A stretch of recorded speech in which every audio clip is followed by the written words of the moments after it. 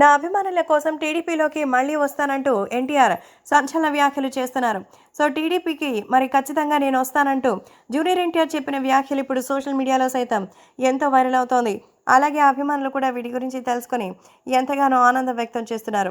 So ప్రస్తుతం వీటికి సంబంధించిన విషయాలు సైతం సోషల్ మీడియాలో ఎంతో వైరల్ అవుతోంది. అలాగే అభిమానులు కూడా వీటి గురించి ఆలోచించి నిజంగానే షాక్ అవుతున్నట్టుగా సమాచారం. సోషల్ మీడియాలో సైతం ఈ విషయాలు ఎంతో వైరల్ అవుతోంది.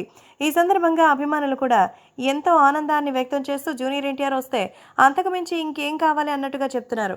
కాబట్టి జూనియర్ ఎన్టీఆర్ రాజకీయాల్లోకి వస్తే మరి ఖచ్చితంగా తెలుగుదేశం పార్టీకి మంచి రోజులు వచ్చినట్టే.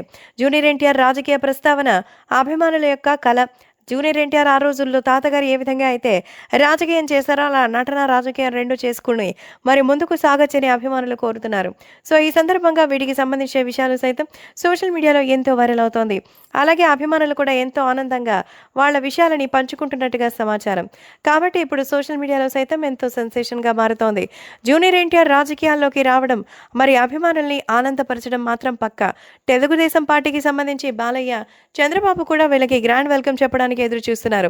జూనియర్ ఎన్టీఆర్ తెలుగుదేశం పార్టీని కాపాడడానికి, నా అభిమానుల కోసం, కార్యకర్తల కోసం తప్పనిసరిగా నా బాధ్యతను నెరవేరుస్తానని, టీడీపీ అనేది నా కుటుంబ బాధ్యత అంటూ జూనియర్ ఎన్టీఆర్ ఎంతో గొప్పగా చెప్పారు. కాబట్టి అలాంటి పార్టీని వదిలిపెట్టే సమస్య లేదంటున్నారు తారక్.